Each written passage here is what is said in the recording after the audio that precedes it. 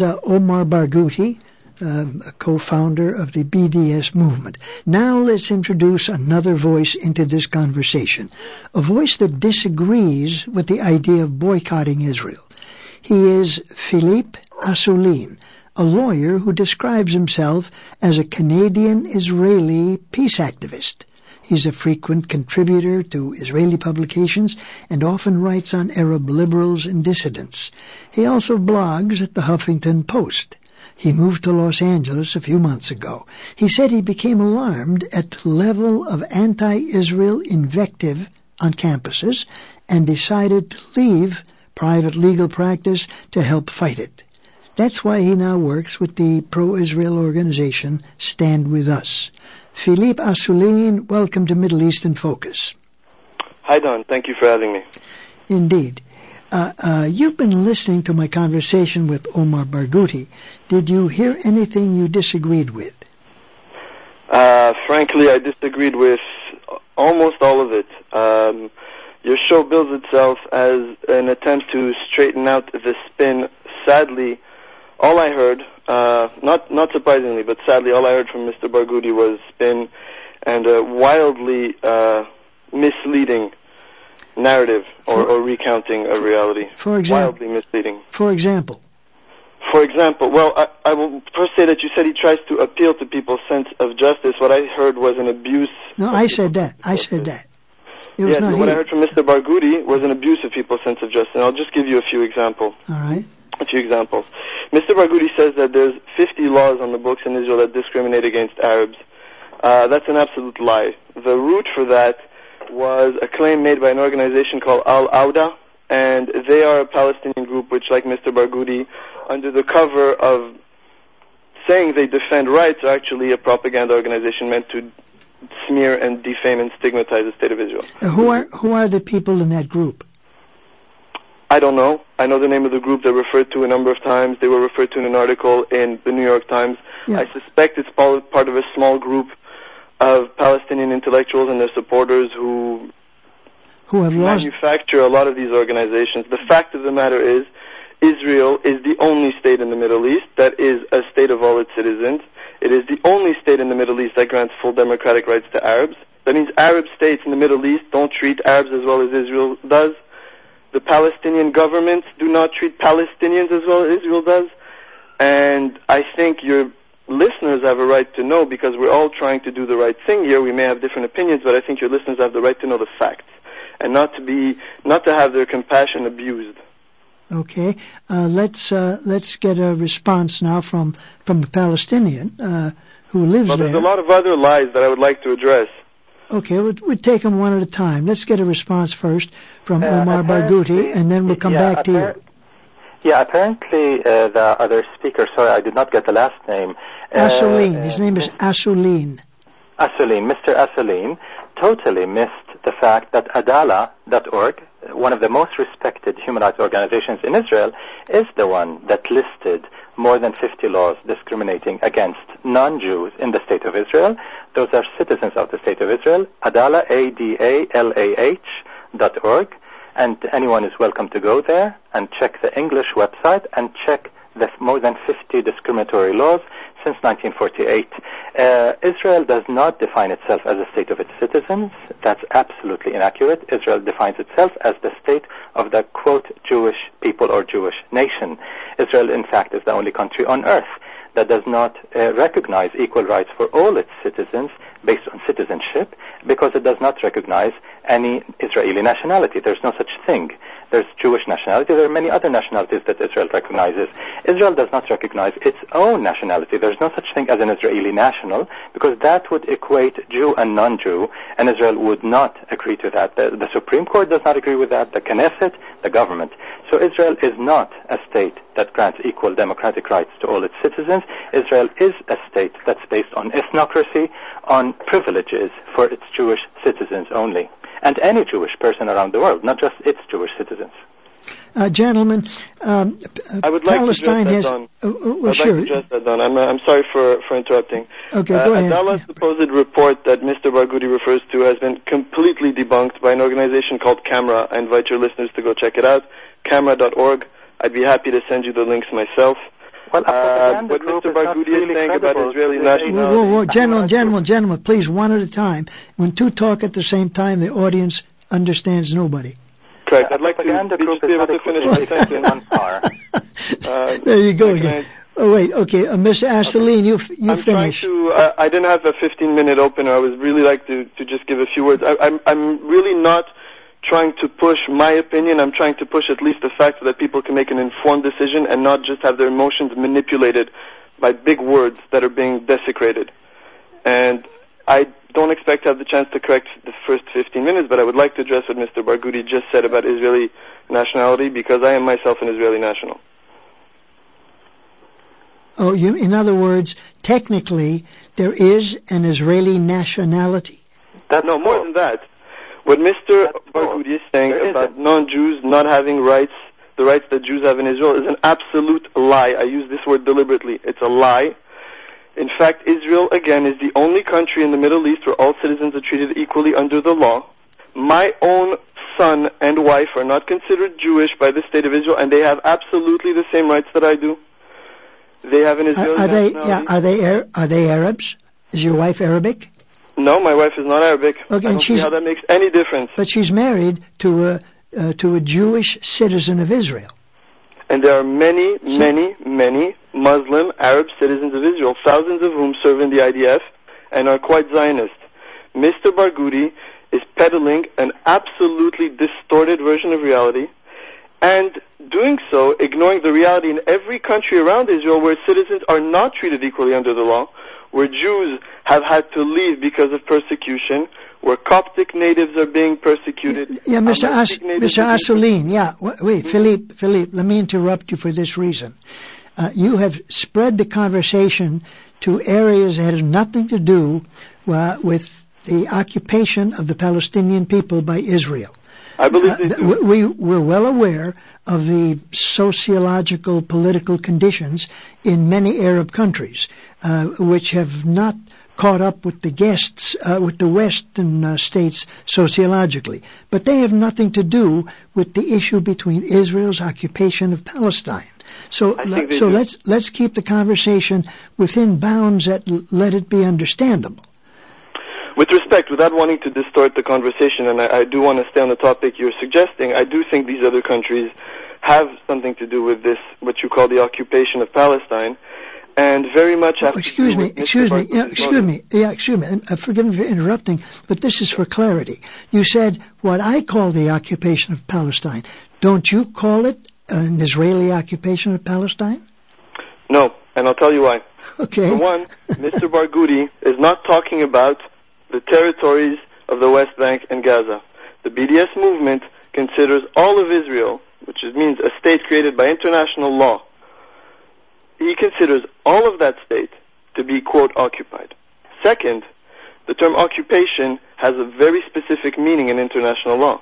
According to the most prominent international scholars, that meaning does not apply to Israel. Now, we can debate that, but Mr. Barghouti and your introduction asks people to assume that maximalist Palestinian demands are fact.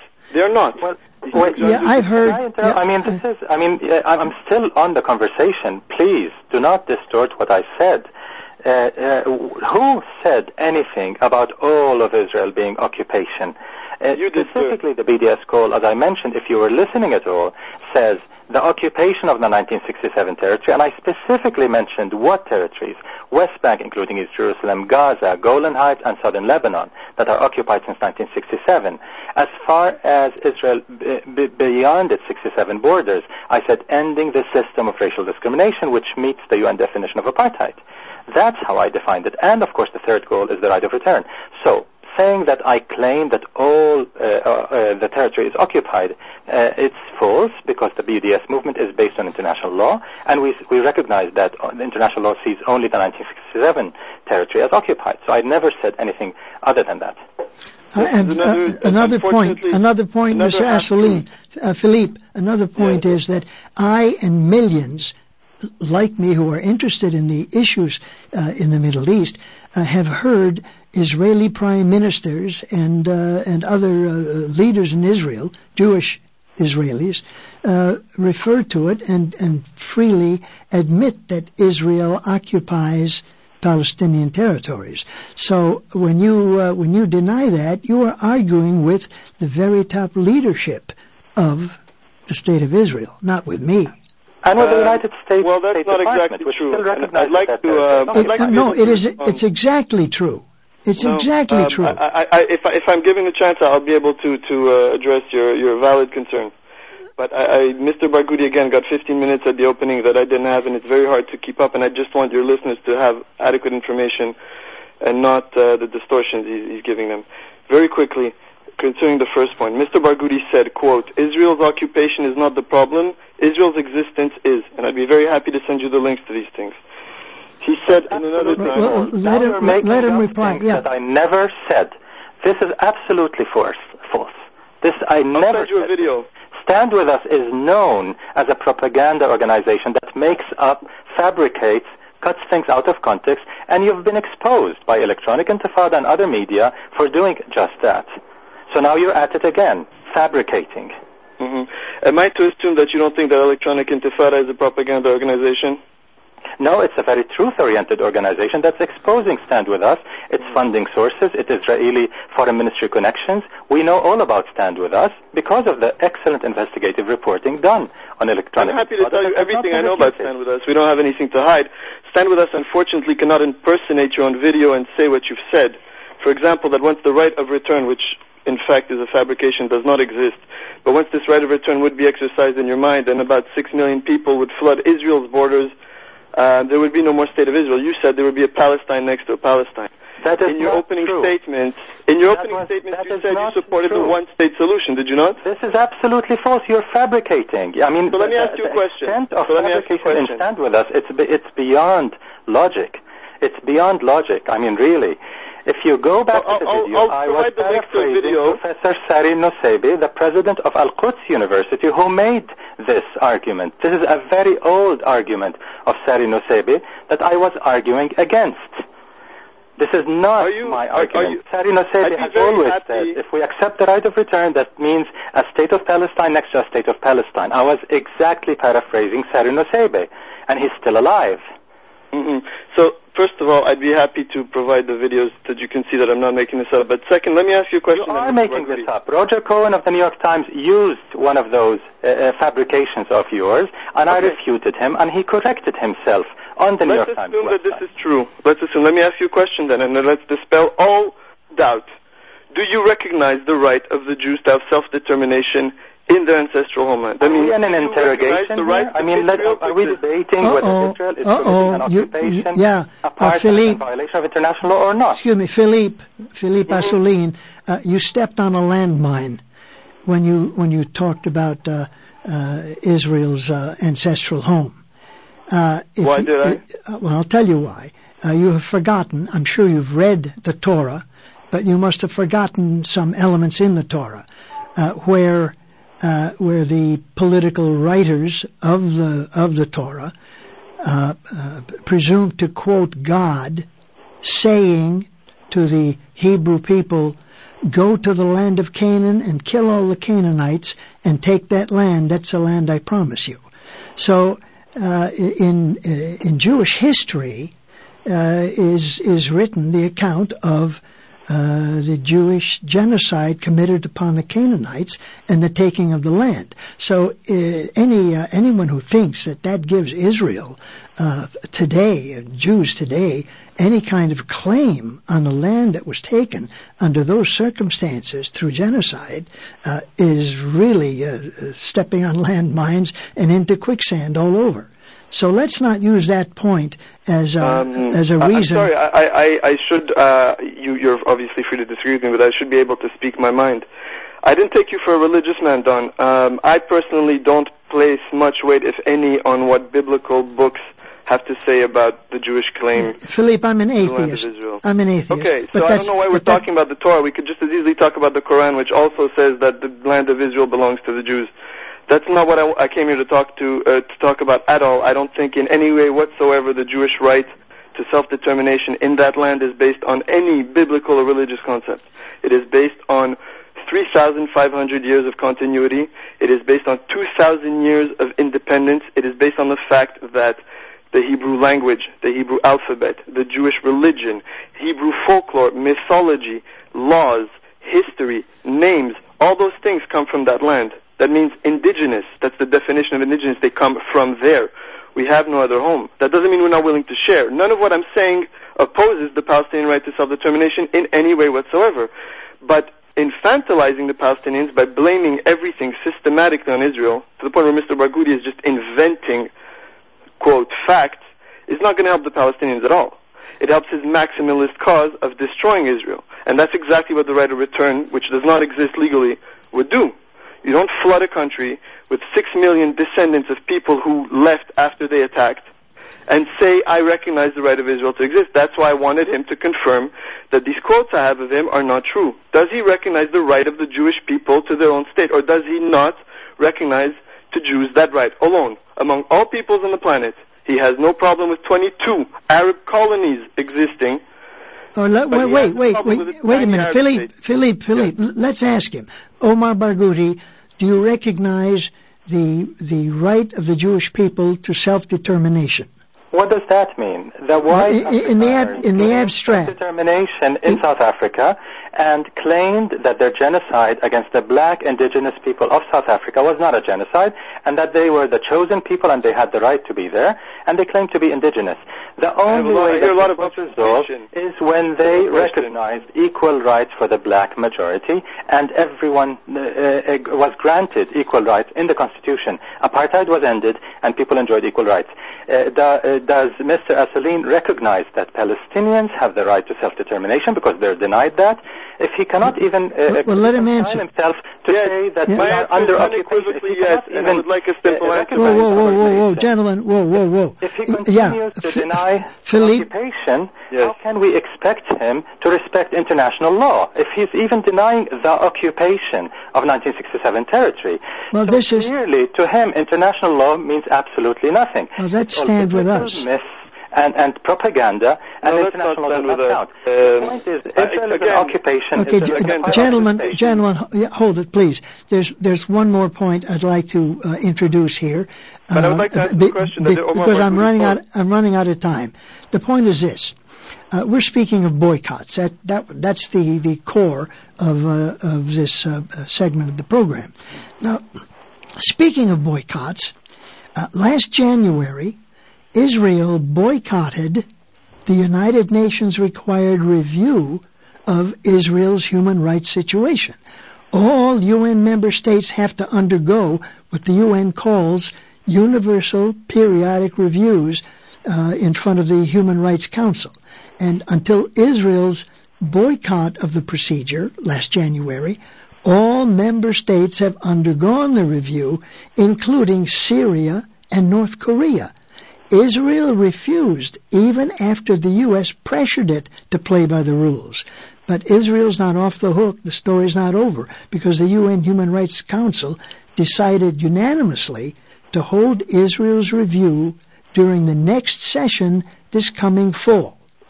Now, why would Israel not want the UN to review its human rights situation? Mr. Assouline? Yeah, Philippe? Yes. Okay, so first of all, I just want to underline very quickly that Mr. Barghouti refused to answer a simple question. I said yes, and I say it again, I absolutely recognize the Palestinian right to self-determination next to Israel sharing the land. He cannot even get himself to recognize the Jewish right to self-determination. Well, then why not do what Helen Thomas suggested and get the hell out of Palestine? Are you saying we have to go back to the countries that killed us in order not to annoy people like Mr. Barghouti? No, I'm not referring to that part of her statement. Well, that's the relevant part. Where do you want us to go, and why should we go anywhere? Go to Israel. Get out of Palestine and just go to Israel. So you're talking about the West Bank. The West Bank is not yet Palestine, and it has never been Palestine. It's up to negotiations. There are agreements between the sides that Mr. Barghouti decides to ride roughshod over. Philippe. And those agreements do not yet create a Palestine. The Palestinians have rejected Israeli offers of withdrawal 3 times in the last 13 years. I thought it was the other way around. It was the other way around. The Arabs offered normalization beginning in 2002 and twice after that, and Israel has ignored the offer. And I'm talking, when I say the Arabs, I mean all 22 Arab nations. I know what you're referring to. You're referring to what was first published by Thomas Friedman, the Arab Peace Plan, supposedly. 2 years before that. not forget Thomas Friedman. All he did was report what the Arab League offered. Correct. But what you're not saying, and which is crucial information, is that 2 years before that, Yasser Arafat was offered a state on essentially the vast majority, if not all of his demands. The offer was repeated 1 year later, and the answer was to go bomb Israeli children in pizza parlors and discotheques. Bill Clinton blamed Yasser Arafat unequivocally. Don? And in 2008, and that was a low point in Bill Clinton's. Go ahead, Omar. Well, going back to your question, Don, about why Israel is evading the Human Rights Council, because it has quite a lot to hide in the closet. It has quite a lot of bones to hide in the closet. It has its racist laws against its own citizens who are not Jewish. It has the occupation and the atrocities committed against the Palestinians in the occupied territories. And it has all its violations of international law. It has a lot to hide. So obviously it's not interested. And the main point that in your question, more distortion. It's a very valid point, Don, that why can Israel get away with this? It's thanks to U.S. Congress. Yes. U.S. Congress is the power that's allowing it to get away with all this. Yeah, the informed American people know that, but we're a minority. No, actually, the ill-informed American population is manipulated into believing that. Would you trust yourself to be judged by a child molester on the issue of how you care for your children? Because that's what you're asking Israel to do. Israel is faced with the judgment of countries like Saudi Arabia, Libya, Syria, China. Philippe, what you're doing, Philippe, you're messing up the what could be a very clear conversation. You're bringing in issues that have nothing to do with it to garble this. Now, you know what, gentlemen? About your question. You're talking about the Human Rights Council. This is precisely why Israel did not participate, because the Human Rights Council is chaired and staffed by countries like Iran at times or Syria, absolute monsters that Mr. Barghouti doesn't think fit to boycott. And then they come and they point fingers because they have an automatic majority to Israel. Forgive me for interrupting, but I have to move on. I have a guest waiting in South Bend, in Ohio, at Ohio State University to come on, and a reporter from Israel to come on with a report. This conversation has to be continued, I hope, in the near future, and I'll be in touch with both of you. I'll gladly participate. Our guests have been Palestinian co-founder of the BDS movement, Omar Barghouti. Who studies at Tel Aviv University, by the way. And Omar, what's your citizenship? Jordanian. I'm Palestinian refugee. As most Palestinian refugees, we have Jordanian citizenship. Okay. And our other guest... Not refugees. Our other guest is the irrepressible spokesman for Stand With Us, Canadian Israeli lawyer, and weakness of argument. So I'm glad, gentlemen, my debater is so weak on logic and so weak on moral principles. Thank you both for being with us, and on we move. Facts are not weakness.